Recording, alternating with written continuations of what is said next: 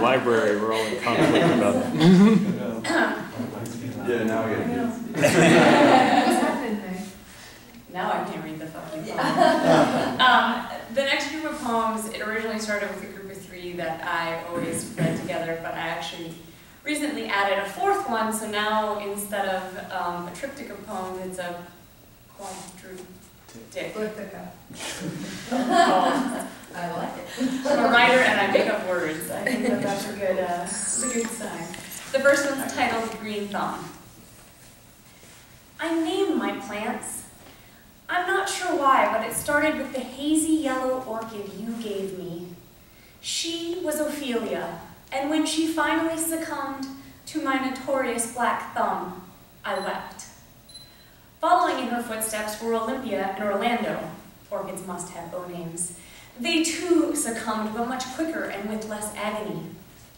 Currently, the only green thing I've been able to keep green is my bamboo. Bamboo is lucky in China, as is the number 8. I've named him, for bamboo is most certainly male, 8. Perhaps it's lucky for me too.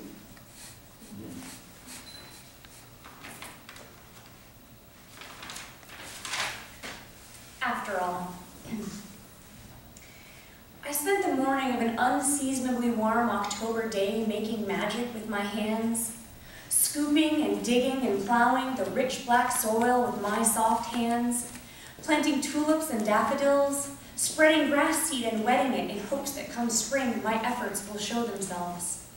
My father was a farmer, my mother a gardener, and between them they fed 4 hungry children for years. I did not want to weed the ever-expansive garden, nor pick sweet corn in the heat of the summer. I crave rainbow-colored cereal and partially hydrogenated Twinkies. As I scoop the silky grass seed, I wonder if my father, in his suburban duplex, misses the feel of wheat between his fingers. If my mother yearns for fresh sweet peas straight from the vine. I stand back, the image of my future yard cultivating in my mind, and think, I am my parents' daughter, after all.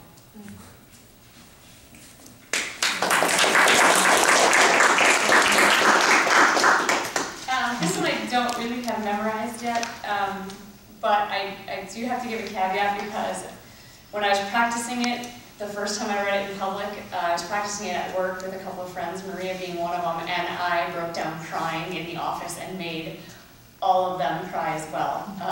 And when I read it for the first time in public, my parents were at the reading, and I couldn't look at my mom because I knew if I looked at her, I was going to lose it. So she's not here tonight, so I'll hold it together. But it's called The Fire. We heard it as we pulled up, the sharp screech of an alarm. My sister and I sat in the back seat, unaware.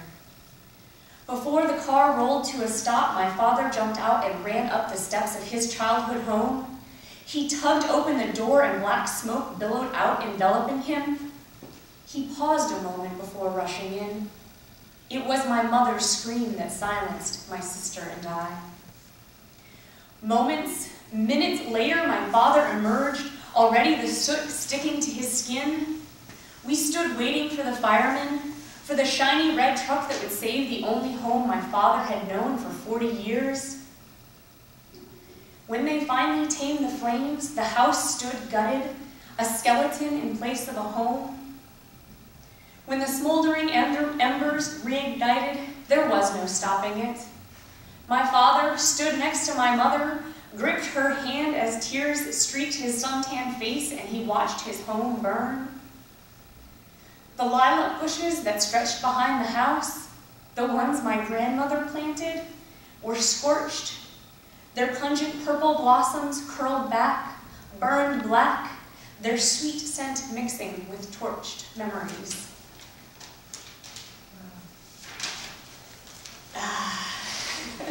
And the newest one in this series, or in this vaguely connected series, is about my grandparents on my mom's side, and it's called About Them.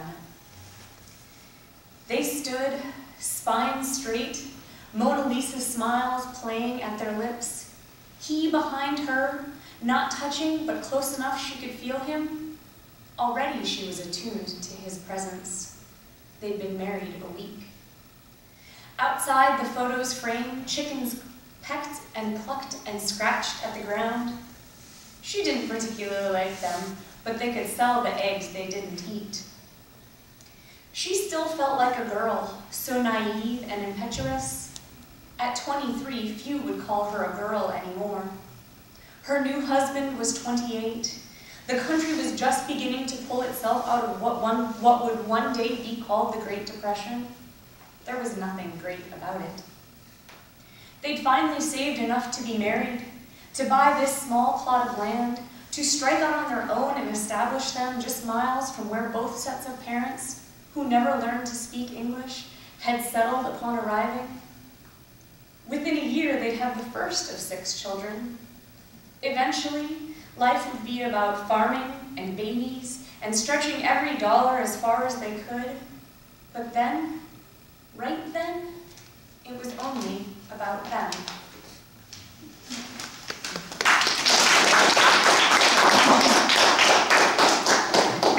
The next 2 poems go together, and I don't like to explain them until after because they tend to tell a hopefully decent story. The first one's titled We Hide from Things. I was reading, absorbed in my book, and I only looked up when the train lurched to a stop.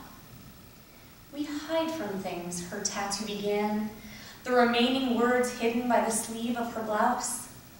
I craned my neck, trying to read the words that curved down her arm. A pause in movement, and then the mad crush of people pushing to exit. She moved off the train and I followed. Crossing the tracks to the other side, she stayed a step ahead. Before I could reach her, she stepped onto another train car and the car doors closed, sealing our separation. I sighed, dejected, realizing I'd never know the words that graced her skin. I boarded the next train, pondered what they might have been, and wrote this poem. The second one is called Follow the White Rabbit. I saw her again, the girl with the tattoo. I spotted the spade inked on the back of her arm and realized it was the same woman I'd followed only days prior. Today, the train was crowded, strangers pressed against one another in an awkward introduction. She faced the door, the ink that had entranced me turned away. When the train doors opened and she exited, I moved slowly, suddenly reluctant to learn the words that had given me such chase, afraid of the disappointment they may contain. So the funny thing is, about a month ago, I saw her again. We must have a similar commute time route. And I didn't notice, or I didn't realize it was her at first because I saw her other arm and she has several tattoos. But when she turned and walked away, I realized it was her and I had to stop myself from grabbing her arm and saying, "Oh my God, I've written 2 poems about you." But I was pretty sure that would be a little too stalkerish, or that she'd be frightened. So I figured sometimes it's best not to know that people write about you. The next poem is titled Pebble.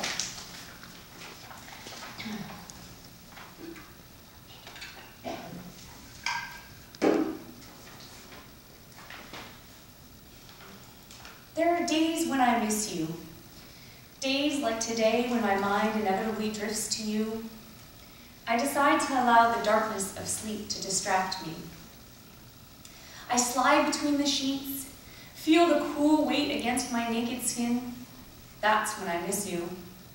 If you were here, you'd crawl into bed next to me, though surely we do things far less restful than sleeping. Sometimes I wish I could just be angry at you and be done with it. Anger is a pebble in your shoe. It annoys you until you stop, take your shoe off and fish it out, tossing it aside without another thought. Unfortunately, loss and heartache are boulders that crush you and cannot be so easily tossed aside. I think of this as I drift to sleep. I dream I'm in a rock quarry, surrounded by huge stones, searching for a pretty pebble to take with me.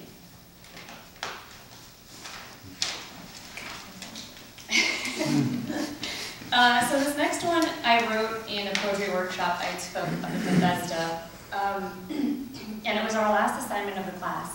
And the assignment was really, really challenging. The assignment was write a poem, but you're not allowed to write it down.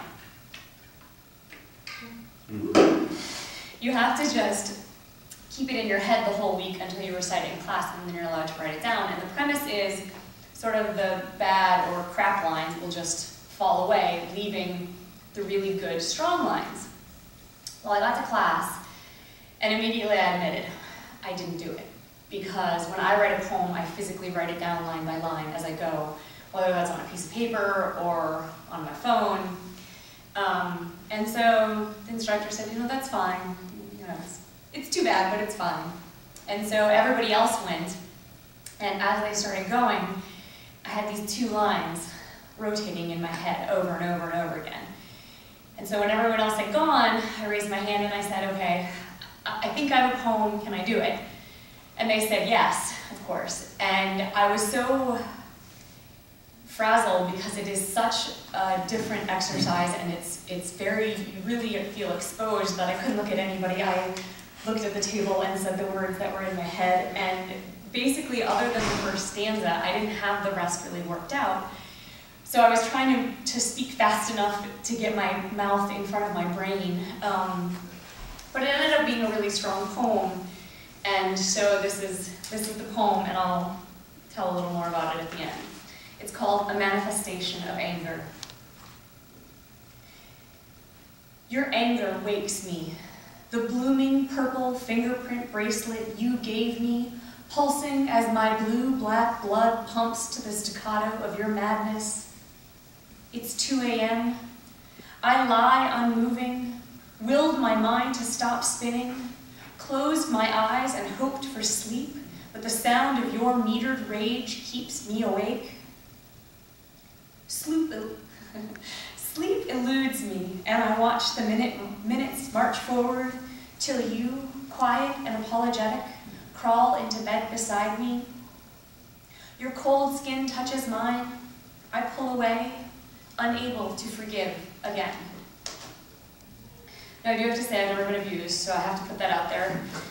It's just sort of, the idea is, it's a manifestation of anger, so it's a manifestation of what could happen. But when I did the poem in class, I sort of shocked everyone into silence, which was good and terrifying, I suppose.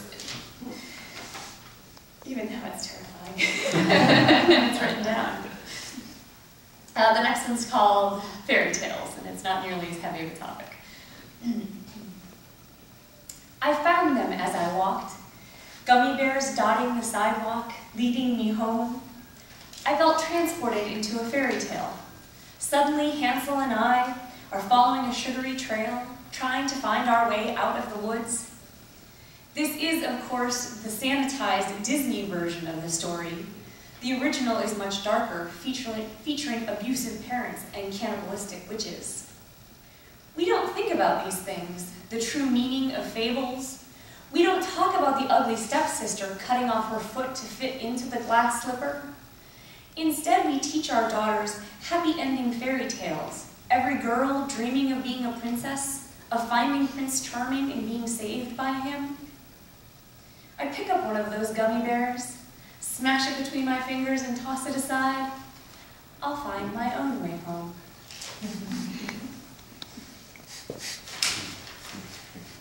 And then the next one's titled Bookshelves. I think I need to work on my transitions because I feel like I should have more to say between my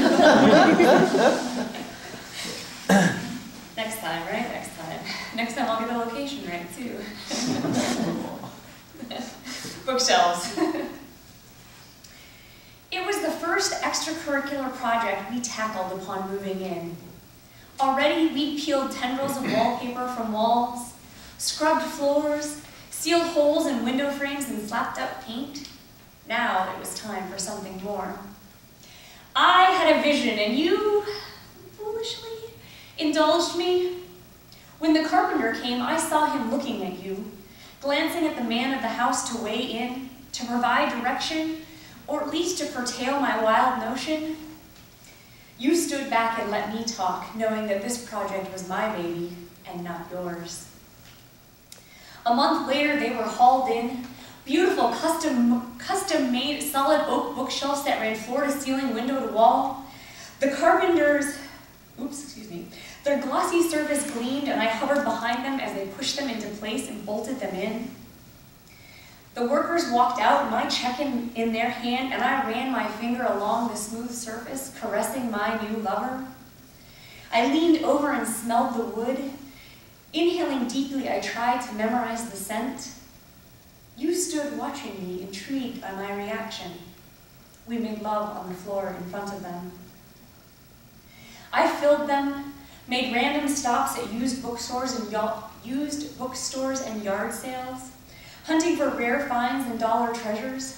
I loved how they looked, books stacked in artistic dishevel, grouped in a way that only made sense to me.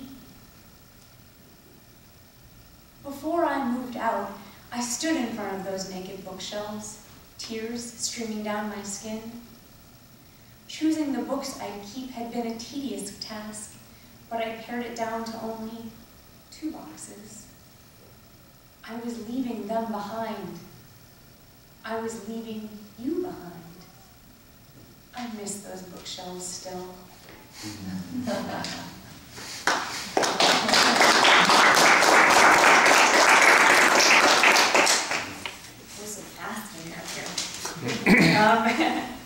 And the last one I guess I'm going to read, usually, like I said, I don't always read it, but it seems to be a crowd favorite, although my mom didn't like it when I read it last time.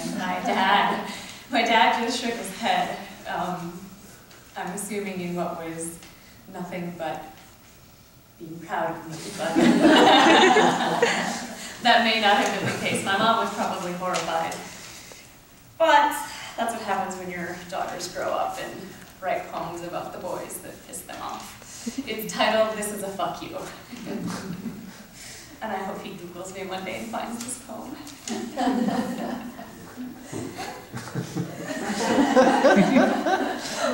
It's not very nice of me. Okay. This one's for you, Kelly, and your narcissistic ways. For your holier-than-thou attitude, for every condescending word you ever uttered to me, for making me feel like a slut even though you had no problem betting me for 6 months. This is a fuck you for every back rub I ever gave even though my own back ached. For every time I just wanted you to let me cry instead of lecturing me. For caring about you and wanting more from you than just casual sex and a friendship. For letting myself get used by you. This is a fuck you for being made feel inferior to you, for not holding me when I was alone, for standing by your side even when you deserted mine. This is a fuck you for giving my all when you gave so little in return, for lying in your bed on Sunday mornings and listening to you talk about other women, for never refusing to get down on my knees for you. This is a fuck you for when you wanted to be my therapist, my savior, my hero, my legend, my everything and nothing. This is a fuck you for when you ended our friendship for your own selfish reasons. This is my final fuck you.